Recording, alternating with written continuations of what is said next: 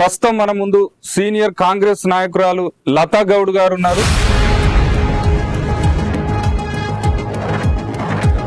అయితే మరి నవీన్ యాదవ్ గెలుపులో మీ యొక్క పాత్ర ఏ విధంగా ఉంది? ఓడిపోతాడు, ఆయన గెలవాడు అంటే మనం ఏ పాత్ర అయినా చేయాలి. ఆయన గెలుస్తాడనే మేము ఆయన వెనుక ఉంటూనే ఉన్నాం.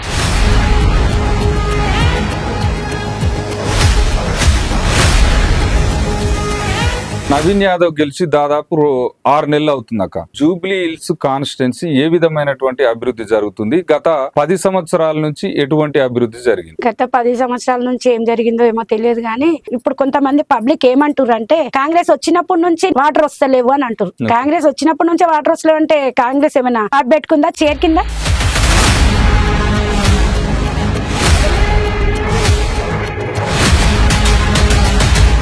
చిన్న శ్రీశైలం యాదవ్ కావచ్చు, నవీన్ యాదవ్ ప్రజలలో ఇంతటి ఆదరణ పొందడానికి గల బలమైన కారణం ఏంటక్క? ఇప్పుడు రాజకీయంలో వచ్చినందుకే వాళ్ళకి పేరు ప్రకృతి అన్ని ఉన్నాయని మీరు అనుకుంటారు, కానీ వాళ్ళ రాజకీయంలో రానప్పటి నుంచి వాళ్ళకంటే ఒక మంచి పేరు ఉంది.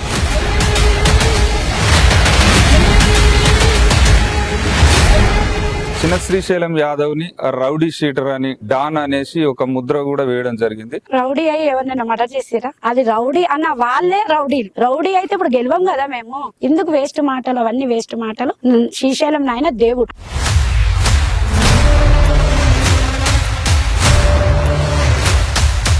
చిన్న శ్రీశైలం యాదవ్ ని చాలా మంది గౌరవించే వాళ్ళు ఉన్నారు, కొంతమంది నెగిటివ్ చేసే వాళ్ళు ఉన్నారు. అందులో కొంతమంది రాజకీయ నాయకులు అయితే రౌడీగా, ఒక డాన్ గా ముద్ర వేసినటువంటి సందర్భం కూడా చూసాం. అంటే దీనిపైన మీ అభిప్రాయం ఏంటి అసలు? రౌడీ అంటే నేను ఒప్పుకోనమ్మా.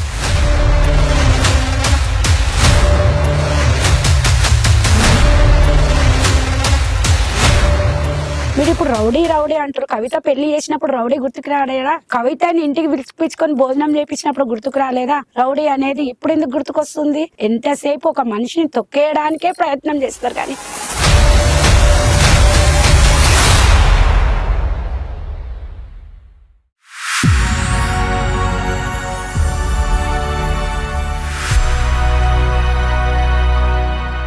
హలో, అందరికి నమస్తే. నేను మీ Srisailam. Welcome to RLR topic. ప్రస్తుతం మన ముందు సీనియర్ కాంగ్రెస్ నాయకురాలు లతా గౌడ్ గారు ఉన్నారు.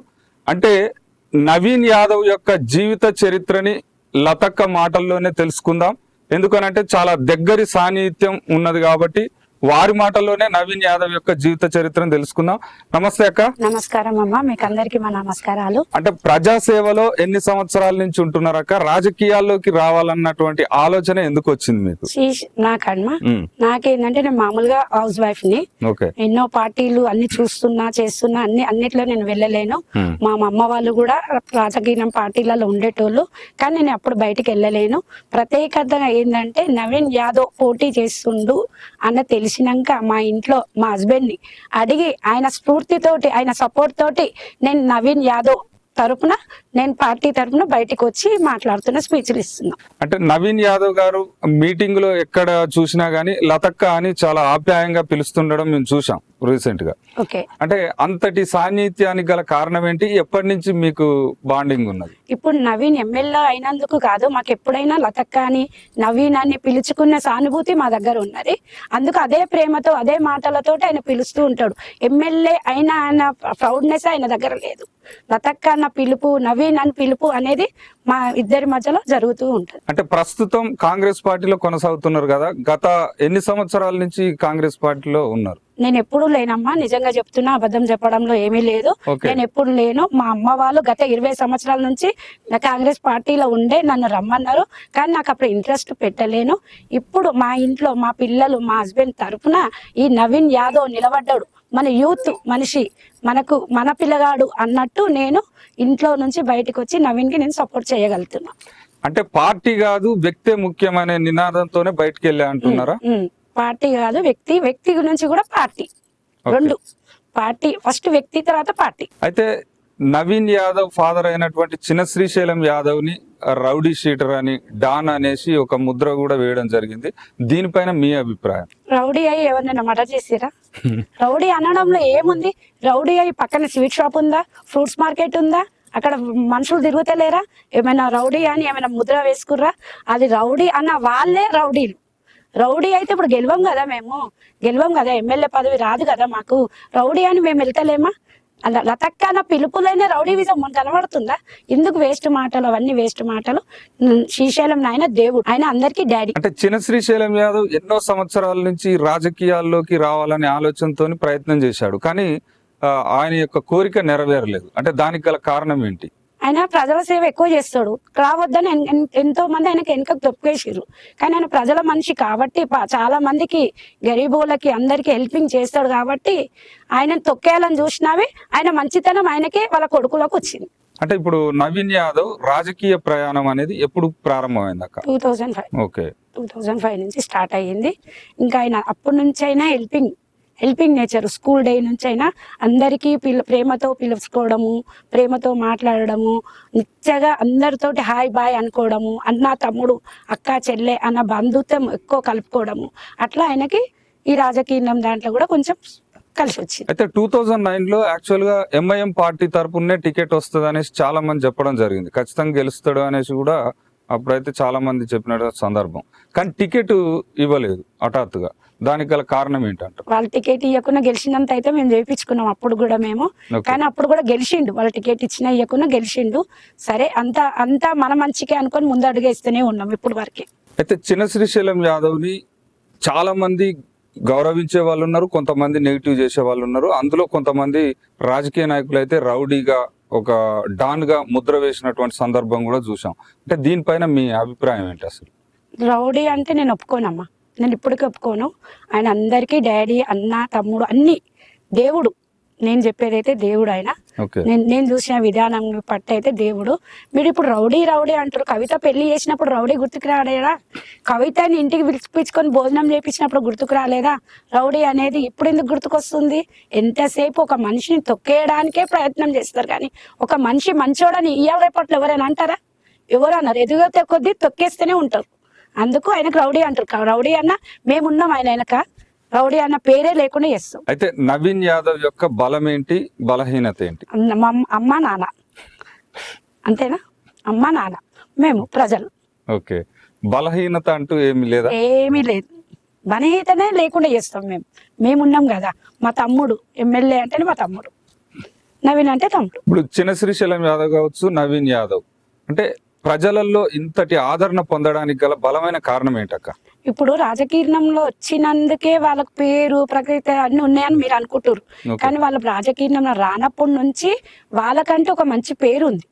శ్రీశైలం అంటేనే ఒక పేరు ఉంది. అరే ఆయన దగ్గరికి వెళితే అరే మనకి ఈ సాయం వస్తుంది అన్న పేరు అనేదే ఉంది. ప్రతి మనిషి ఒక ఎండకు పోతే కూడా నీడకొచ్చి ఆయన దగ్గర సాయపడితే ఆయన దగ్గర తోచినంత సాయం చేసే మంచి వ్యక్తి ఆయన రాజకీయంలో వచ్చినందుకే మేము సాయపడతామని ఇప్పుడు వీడియోలు అవి ఇవి ఆయన హెల్పింగ్ చేసుకుంటే తీస్తురు. అప్పుడు ఏ వీడియోలు లేవు. ఎంతో మందికి ఎంతో సాయం చేసిండు. అప్పుడు వీడియోలు మేము తీసుకోలేం కదా, అవి మేము చెప్పుకుంటూ పోతే ఒక రోజంతా సరిపోదు. అంత సాయపడ్డాడు ఆయన, అవునా కదా? ఎంతో సాయపడ్డాడు, చెప్పుకోలేని అన్ని ఉన్నాయి. పూలు ఒక ఆమెకి చెవులు వినిపించకుండా వచ్చి వాళ్ళ ఇంటి ముందు ఉంటే హాస్పిటల్ ఖర్చు, ఆమెకు చౌటు మిషన్ హాస్పిటల్ ఖర్చు వాళ్ళ ఇంట్లో 2 రోజులు ఉంచుకొని వాళ్ళకి ఏం చేసిండో ఇప్పుడు ఆమె మాకు మాట్లాడుతుంటది. అవన్నీ మేము చెప్తూ ఉంటే ఒక రోజంతా సరిపోదు, అవునా కదా? ఇప్పుడు రాజకీయ పార్టీలో ఇప్పుడు చేస్తుండ్రు అని ఒక వీడియో తీసుకొని పెట్టుకునే అంత మనస్పర్ధం కాదు వాళ్ళది. అది అంతకు ముందు వీడియోలు లేనప్పుడు సాయపడ్డాడు, ఇప్పుడు సాయపడుతుండు. పార్టీలో వచ్చినాక, పార్టీలో రాకముందుకైనా అదే స్ఫూర్తితోటి ఉంటుండు. ప్రతి మనిషిని అమ్మ బిడ్డ దా, అమ్మ నాన్న దా, ఏం కావాలి, ఏంటిది మీ సమస్య ఏంది అని ఒక ప్రేమతో గుండెకి అద్దుకొని చెప్తుండు. మన నాన్న అనుకొని మనకి ఇది కావాలి అని ఆయనను అడిగేస్తున్నాం.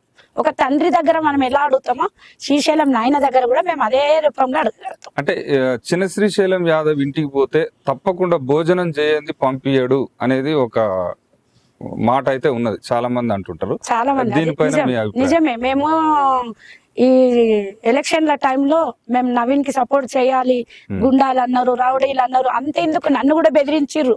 నన్ను కూడా నేను నవీన్ యాదవ్ తోటి పార్టీలో ఎందుకు తిరుగుతున్నావు అని కాల్స్ చేసిర్రు, బెదిరించిండ్రు, ఫోన్లు చేసిర్రు. నా మీద కూడా చాలా మంది ఎన్నో మాటలు అన్నారు ఫోన్లు చేసి, నీకు 2 ఆడపిల్లలు ఉన్నారు జాగ్రత్త అని కూడా అన్నారు. కానీ నేను దేనికి భయపడలే. నవీన్ ఉన్నాడు, మనకు దండ ఉంటాడు. ఒకప్పుడే ఉన్నప్పుడు ఇప్పుడు ఎందుకు ఉండడు? ఆయనను గెలిపించుకుంటే మన పిల్లల భవిష్యత్తు, మన యూత్ అందరూ మంచి అడుగుజాడలో నడుస్తాడని నేను ఆయనకు సపోర్ట్ చేసిన. నవీన్ యాదవ్ లో నచ్చిన లక్షణాలేంటి, నచ్చని లక్షణాలేంటి? నచ్చని అంటే ఏమీ లేవమ్మా, నిజంగా చెప్తున్నా. మీరు కావాలని అడుగుతుర్రా, ఎందుకు అడుగుతుర్రో తెలియదు నాకు. నచ్చంది అనేదే లేదు. ఆయన పిలుపే మాకు చాలా మంచి అనిపిస్తుంది. అక్క అన్న పిలుపే. శ్రీశైలం నాయన కూడా బిడ్డ ఏం కావాలి అన్న ఆ ప్రేమతోటి మా బాధలన్నీ తీరిపోతాయి. వాళ్ళతోటి నచ్చనదే అనే టాపిక్ వెళ్ళి నేను చెప్తున్నా, నా మనస్ఫూర్తిగా, నా హార్ట్ఫుల్ గా చెప్తున్నా. నేను నవీన్ నా తమ్ముడు, శ్రీశైలం నాయన మా డాడీ, అంతే. ఆ ప్రేమను మేము ఎంచుకున్నాము. మాకు ఎన్ని బాధలు ఉన్న వాళ్ళని చూడగానే ఆ ధైర్యం ఇస్తారు మనకి. వాళ్ళు ఏమి ఇస్తారు అనేది కాదు, ధైర్యం, వాళ్ళ స్ఫూర్తి. వాళ్ళు ఎంత కష్టపడి ఈ పొజిషన్కి వచ్చిండ్రు. అంత పైస ఉన్నోళ్ళు లేనోళ్ళు సమస్య కాదు, వాళ్ళు ఎంత కష్టపడి ఈ పొజిషన్కి వచ్చిర్రు. మనం కూడా ఇట్లా కష్టపడి వీళ్ళ పొజిషన్కి రావాలి, మనం కూడా ఉండాలి. వీళ్ళని స్ఫూర్తి తీసుకుంటున్నాం మేము. ఎన్ని అడ్డంకులు వచ్చినా మనకంటూ మనది మంచి రోజే వస్తుంది. అది శ్రీశైలం నాయన మాకు చెప్పేది. ఎన్ని కష్టాలు వచ్చినా అమ్మా మనం నిలబడాలి. అందరూ మనల్ని వెనక గుంజాలని ట్రై చేస్తారు. అంతెందుకు, మన ఇంట్లో ఇంట్లో మనం ఒకళ్ళు ముందుకెళ్తున్నాం అంటే ఎన్నో అడ్డంకులు వస్తాయి. కానీ ఆయన ఏమన్నాడు, ఏ చెడ్డ వచ్చినా ఏది వచ్చినా మనం ఎదుర్కొని ముందుకెళ్ళేదే మనది. కానీ దేనికి భయపడి మనం వెనకకేసినాం అనుకో, అది వెనకకే ఉండిపోతాం. ముందుకు రావాలంటే ధైర్యం మెయిన్. శ్రీశైలం నాయన దగ్గర నేను నేర్చుకుంది ధైర్యం. నన్ను కూడా ఏమన్నారంటే, నీకు అవసరమా ఆడపిల్లవు, నువ్వు వెళ్ళడం అవసరమా, నువ్వు ఎందుకు వెళ్తావు, ఏంది? మా ఇంట్లో వాళ్ళే నన్ను, ఇప్పుడు నేను ఓపెన్గా చెప్తున్నా, నేను ఓపెన్గానే, నీకు అవసరమా ఇవన్నీ పార్టీలు అవసరమా, నీకేం అవసరం? నేను ఇంతవరకు ఇప్పుడు పార్టీ నవీన్ యాదవ్ నిలబడేటప్పటి నుంచి నేను దేనికి ఆశించలే. ఆయన ఒక యూత్, మన తమ్ముడు. నా ఇంట్లో నా తమ్ముడు ఎంతనో ఆయన నా తమ్ముడు. అరే ఆయన మంచి పనులు చేస్తున్నప్పుడు మనం ఎందుకు సపోర్ట్ చేయొద్దు అనుకోనే నేను ఇంతవరకు ఆయనకు సపోర్ట్ చేసుకుంటూ వెళ్ళినా. ఇంకా ముందులో కూడా ఆయనకే సపోర్ట్ చేస్తా. నేను ఆయన తరపునే ఉంటా. నేను అది నేర్చుకున్నా ఆయన దగ్గర. అయితే మరి నవీన్ యాదవ్ గెలుపులో మొన్న ఉప ఎన్నిక అయినటువంటి జూబ్లీహిల్స్ కాన్స్టిట్యున్సీలో మీ యొక్క పాత్ర ఏ విధంగా ఉంది? అంటే నవీన్ యాదవ్ గెలుపు కోసం మీరు ఏ విధమైనటువంటి పాత్ర పోషించారు? ఇక ఓడిపోతాడు, ఆయన గెలవాడు అంటే మనం ఏ పాత్ర అయినా చేయాలి. ఆయన గెలుస్తాడైనా మేము ఆయన వెనక ఉంటూనే ఉన్నాం.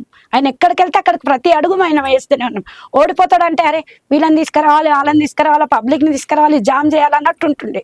గెలుస్తాడనే మేము సీటు పదవి వచ్చినప్పటి నుంచే, ఆయనకు టికెట్ వచ్చినప్పటి నుంచే మేము అదే ముద్రలో అదే ఆలోచనతోటి మేము ఉన్నాం. కాబట్టి ఏం టెన్షన్ లేకుండా ప్రతి దగ్గర ఏ స్పీచ్ అయినా సరే, ఏ మీటింగ్ అయినా సరే, ప్రతి దగ్గర మేమున్నాం.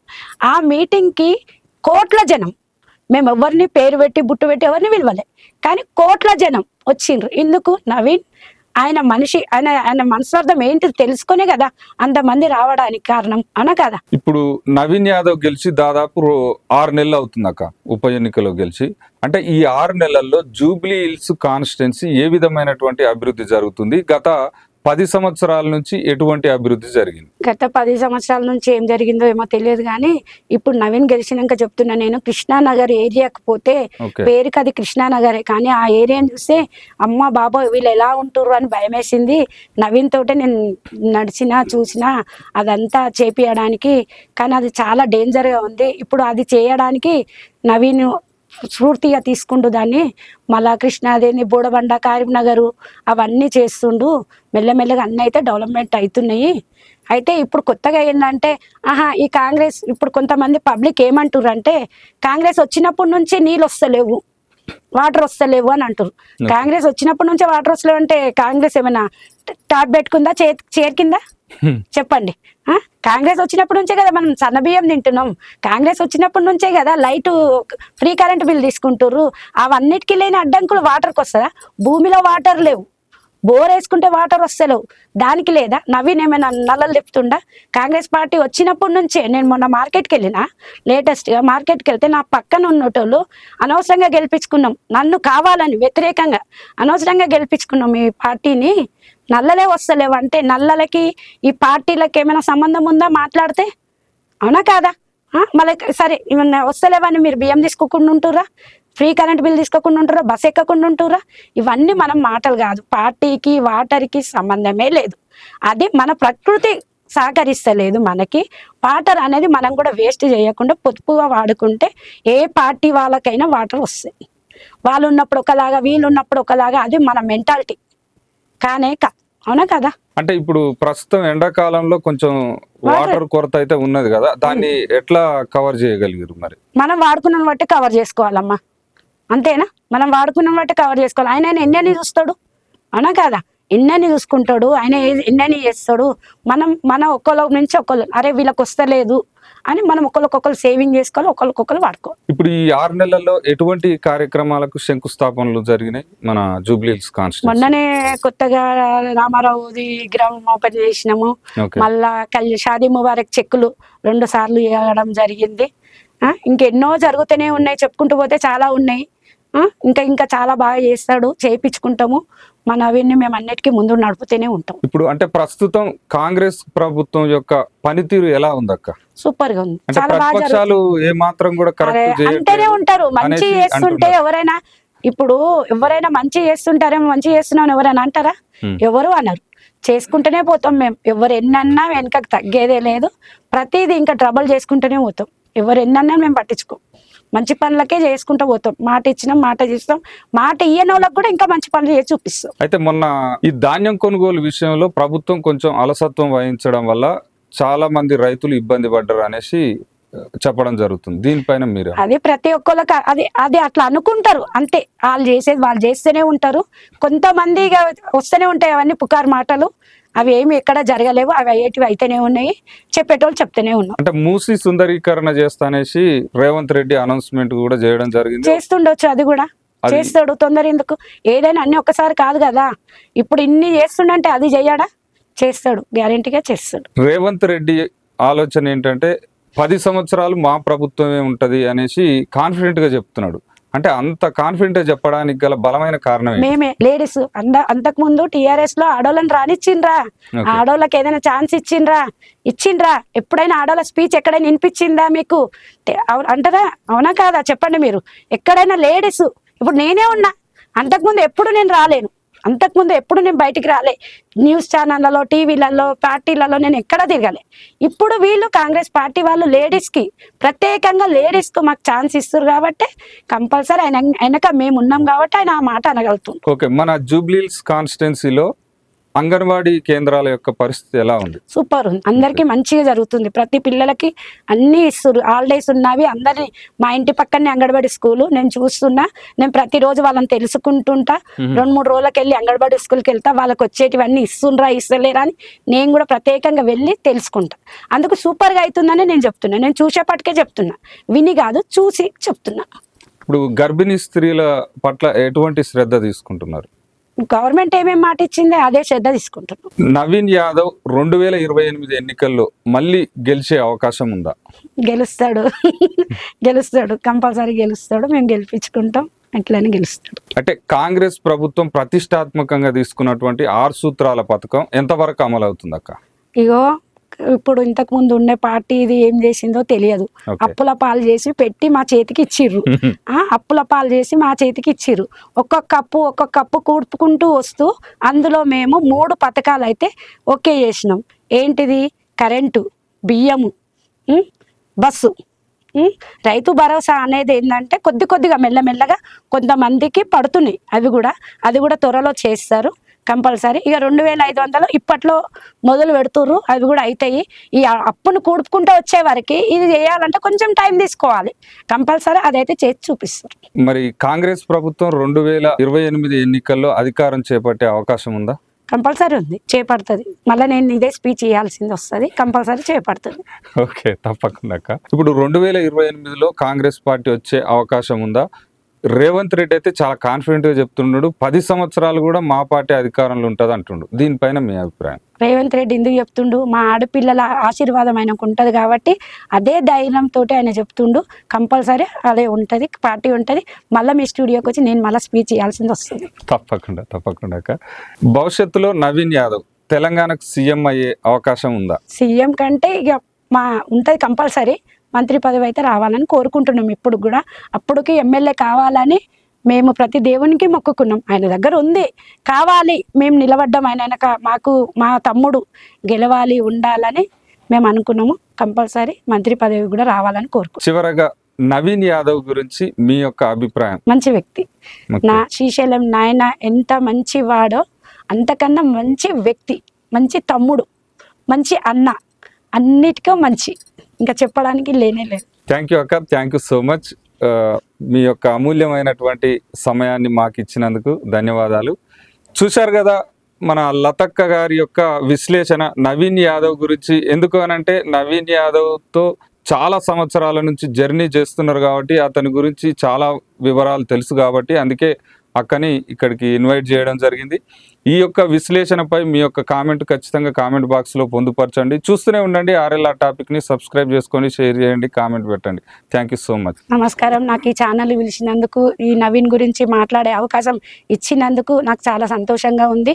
ఉన్నది ఉన్నట్టు చెప్పడానికి భయం ఎందుకు అని నేను ఈ ఛానల్కి వచ్చి మాట్లాడగలిగిన నాకు ఈ అవకాశం ఇచ్చినందుకు వీళ్ళకి కూడా నేను చాలా కృతజ్ఞత.